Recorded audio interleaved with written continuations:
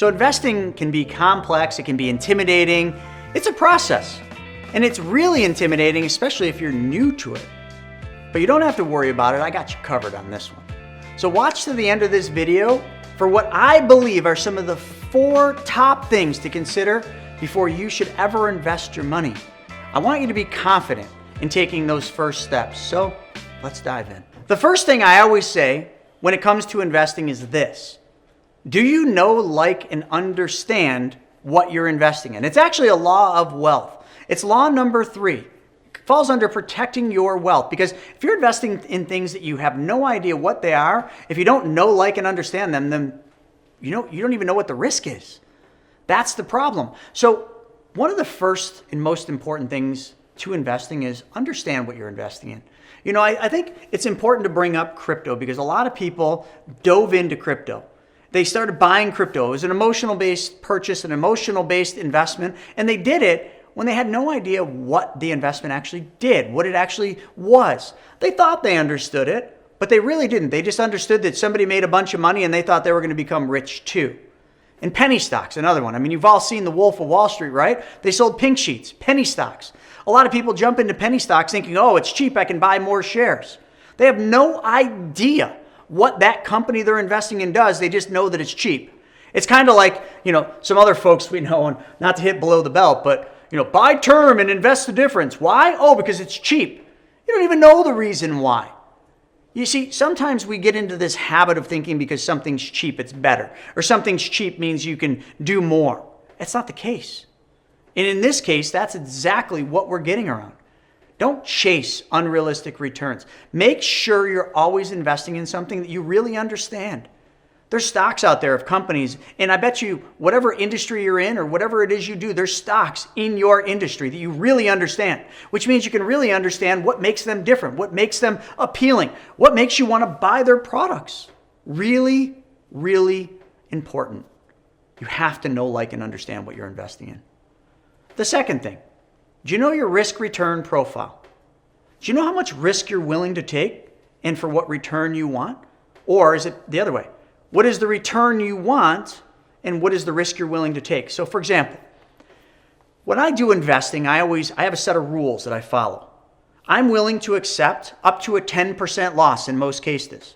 And my set return that I want to earn is 20%. So I'm willing to lose 10 to make 20. Risk, return. 20% is my target return. 10% is my max loss I'm willing to take.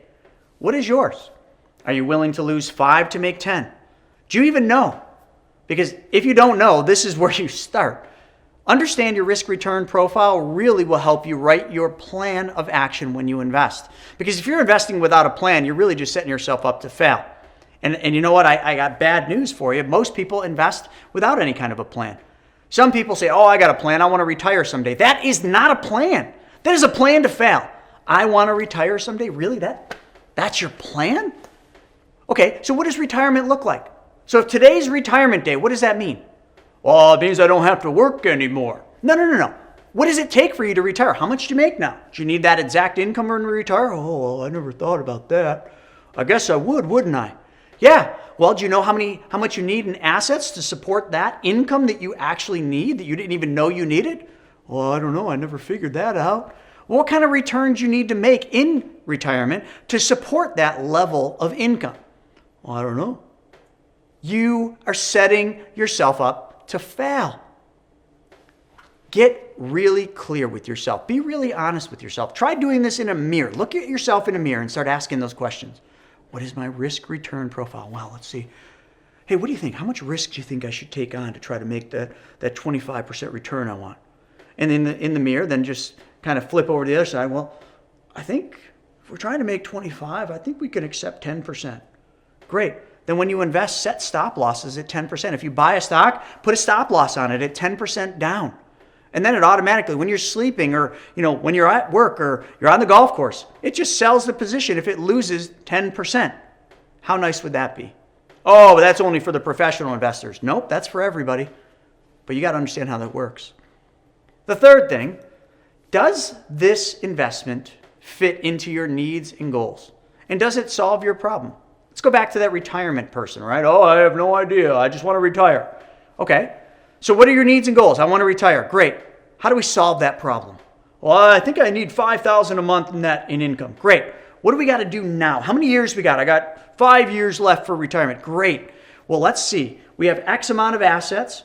You want to retire with $5,000. There's calculators out there that we can figure out how much you need to support a $5,000 a month income. Plus, what $5,000 buys today, it won't buy in the future. We got to index that for inflation. We're going to need more money every single year because your $5,000, if the government and the Fed keep doing what they're doing, your $5,000 next year is going to buy less than it buys this year. So you're going to need more money. We need to run that into the plan.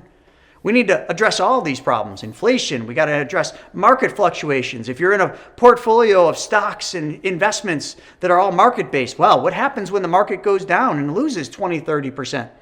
Can you accept that risk? If you got 5 years to retirement, the answer is no. So get super clear on your needs and goals and then solve your problem. This isn't hard, folks. This isn't rocket science. You know, I used to be a financial advisor for 16 years. I always made this super complicated, but now that I'm not selling a product and I'm not trying to manage your money, this stuff's so easy. There's calculators all over the place. Heck, you got Schwab, you got TD Ameritrade. They all have calculators to figure this stuff out. You don't need a fancy dancy, dressed up financial advisor to tell you. Just punch some numbers in the program and then figure out the rest of these sections that I'm talking about. So let's move on. How do you get out of it? Do you know what I'm talking about? What's your exit strategy? So if you get in an investment, how do you get out? Now, most of you are thinking about this and you're thinking, oh, well, I'm in the investment, but when it gets down about here, I just sell it. Or when it gets up here, I just sell it. Really? What if you get into a non-liquid investment? Did you read that PPM? Oh, did you read the subscription agreement? Did you read the prospectus? Do you know what you're getting in? Oh, I bought one of those variable annuities. The advisor said it's the greatest thing. Yeah, he did because he's probably making a 4 to 5% commission on it. That's why it was so great. But now you're stuck in that thing for probably 5, 6, 7, maybe even 10 years. It's called a surrender charge. Do you know how to get out of that? Good luck. Your exit strategy just failed you because you failed to do the planning on the front end. What investments do you have and what is the exit strategy? Now, if it's just stocks, the exit strategy is easy. Sell. Some mutual funds, depending on what kind of mutual fund, some of them have back-end charges. B shares. Back in the day, we did a lot of B shares. They had a back-end charge. C shares had a 1-year contingent deferred sales charge. Like, are you in any of those? Nowadays, it's mostly no-load funds, so you probably are okay there. But back in the day, some of you still have some of those loaded funds. What is your exit strategy? Let's go back to the top, and let's just do a quick recap of these, because now that we went through them all, I want you to really understand this. First thing we talked about, do you know, like, and understand what you're investing in? It's the third law of wealth. Come on, do you? Because if you don't, you're not protecting your wealth. The second thing we talked about is what is your risk-return profile? I'm willing to accept this much of a loss for this much of a return. Risk for return. What is your profile? Do you know? Figure it out. Number 3, does it fit your needs and goals? And does it solve your problem? Does the investment you're looking at solve a problem for you? And don't just tell me, oh, it solves my problem. I'm going to be able to retire someday. Woohoo! No. Is that your needs and goals? Do you know exactly what they look like? And the fourth thing that I mentioned is, how do you get out of it? Once you're in the investment, what's the exit strategy? If it's not just click sell, you better figure that out. And a lot of times that stuff is talked about in the prospectus. It's talked about in the subscription agreement if it's a private investment. It's talked about in the private party memorandum, commonly known as a PPM. Are you in a non-illiquid REIT? Because I am. I know one of those. It's a private REIT. I'm in it. I can't really exit it.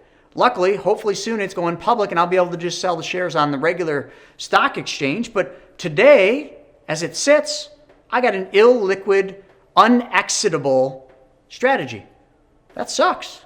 I knew it getting into it, but even now it still sucks. Because as real estate prices go down, the value of my illiquid private REIT is going down. Did you consider that? I did. It still sucks, but I considered it. So you got to understand these things. So if you're going to build your wealth plan, these are a huge piece of it. So folks, I hope you enjoyed this. Go back and re-watch this because you know what? Each one of these are really simple to apply in your life. You don't need a fancy financial advisor to do this. You just need YouTube. And by the way, right down below, why don't you subscribe to this channel? I'm pouring my heart out, giving you the best stuff I have. Why don't you subscribe? Because there's a lot more where this came from. And click that little bell so that every time I put a new video up, which is every day, you're notified. And some of them are going to apply and some of them are not. And if you like this video, check this one out right here. How much should a beginner invest in stocks? Thanks for joining me today. See you next time.